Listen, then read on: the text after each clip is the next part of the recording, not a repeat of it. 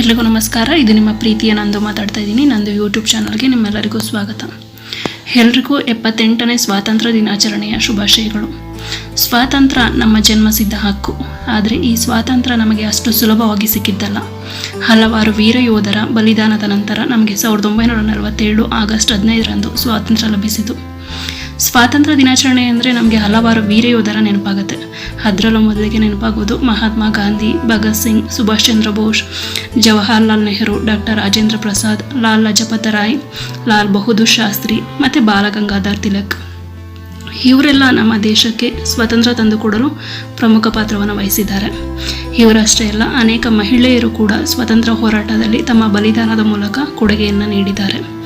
ಸ್ವಾತಂತ್ರ್ಯ ಹೋರಾಟದಲ್ಲಿ ನಮಗೆ ಪ್ರಮುಖವಾಗಿ ಕಾಣಿಸುವಂತಹ ಹೆಸರುಗಳು ರಾಣಿ ಲಕ್ಷ್ಮೀಬಾಯಿ, ಬೇಗಂ ಹಜರತ್ ಮಹಲ್, ಕಸ್ತೂರ್ಬಾ ಗಾಂಧಿ, ವಿಜಯಲಕ್ಷ್ಮಿ ಪಂಡಿತ್, ಸರೋಜಿನಿ ನಾಯ್ಡು, ಅರುಣಾ ಅಸಫ್ ಅಲಿ, ಮೇಡಂ ಭಿಕಾಜಿ ಕಾಮ, ಕಮಲಾ ಚಟ್ಟೋಪಾಧ್ಯಾಯ, ಕಿತ್ತೂರು ಚೆನ್ನಮ್ಮ, ಸಾವಿತ್ರಿಬಾಯಿ ಫುಲೆ, ಹೀಗೆ ಅನೇಕ ಮಹಿಳೆಯರು ಪ್ರಮುಖ ಪಾತ್ರವನ್ನು ವಹಿಸಿದ್ದಾರೆ.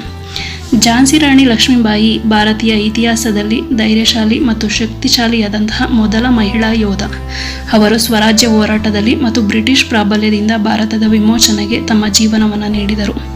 ರಾಣಿ ಲಕ್ಷ್ಮೀಬಾಯಿ ದೇಶಭಕ್ತಿ ಮತ್ತು ದೇಶದ ಹೆಮ್ಮೆಯ ಉಜ್ವಲ ಉದಾಹರಣೆ. ಅನೇಕ ವ್ಯಕ್ತಿಗಳಿಗೆ ಆಕೆ ಸ್ಫೂರ್ತಿ.